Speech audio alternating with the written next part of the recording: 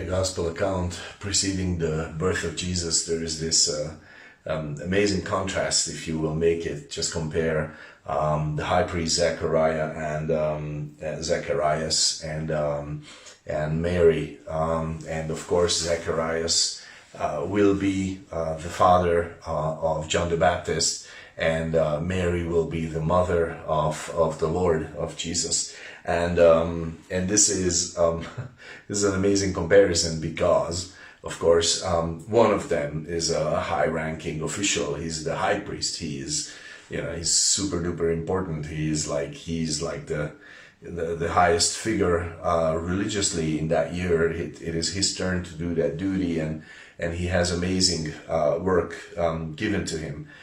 Mary, on the other hand, is kind of, today we would say she's a teenager. She's a young woman, and she's not tasked with anything, basically just to get married and give birth to children and take care of her husband and her family. And that was their cultural places, and otherwise also. But the point is, that's not the greatest difference between them, actually. And I love this contrast because Mary says, when the angel talks to her, she like has some questions. Eventually she says, behold the bondslave of the Lord, let it be to me according to your word. She's basically saying, okay, if this is God's will, I've never heard of this virgin birth, what are you talking about? This is unheard of. What is this going to be? But she says, okay, so if this is the will of God, then let it be to me according to your word. And I trust you. I trust you with my body. I trust you with my life, and what the neighbors will say, and which may be the most scary thing about this. And I'm just going to trust you with that. And Zacharias, on the other hand, the high priest, he is not that way. The angel talks to him and says all these things and explains, and it's kind of a lesser miracle, you could say. It's not virgin birth. It's just his wife is barren, and they could never have children, and now the angel says they're going to have kids, and one kid, and in Luke 1, where I'm reading from, and Mary said this in verse 38, and in verse 18, Zacharias says to the angel, how shall I know this for certain? For I am an old man, and my wife is advanced in years. So basically, he's saying, he's not speaking like Mary at the end. He's saying, can you give me like some, I want some documentation here, or I want some proof. I want you to show me that you really mean this. And the angel says, okay, since you're talking stupid, you're not going to talk at all until John is born.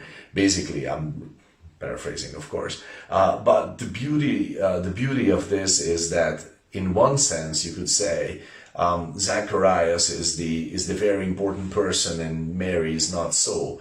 But in the other way, actually, you have to realize that as far as their faith and humility and obedience went, Mary is like up here, and Zacharias is not. He has not done so well in this situation, and and I cannot blame him for sure. But it must have been amazing, the whole thing. But the point is that it's not like you see it. It's not like it looks. So my point here is, I don't know where you are in life. Maybe you're not important. Maybe you do not matter religiously. Maybe you're not called to be, I don't know, what do Christians hold high?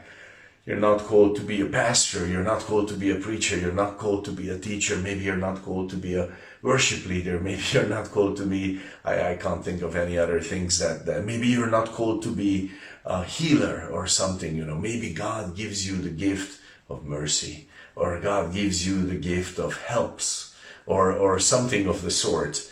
And then you can say, but Lord, you placed me so low. But that's not the issue. That's never the issue. Will you be meek? Will you be humble? Will you be obedient? And if so, then something beautiful will happen with you. And it's not about what we would deem as important and high and mighty and so key, and what we wouldn't. But it's about the obedience of faith and humility and meekness, and saying, okay, God, I'm going to trust you, even though I'm not sure how this is going to work, but I'm going to trust you about it. And then, boom, something beautiful.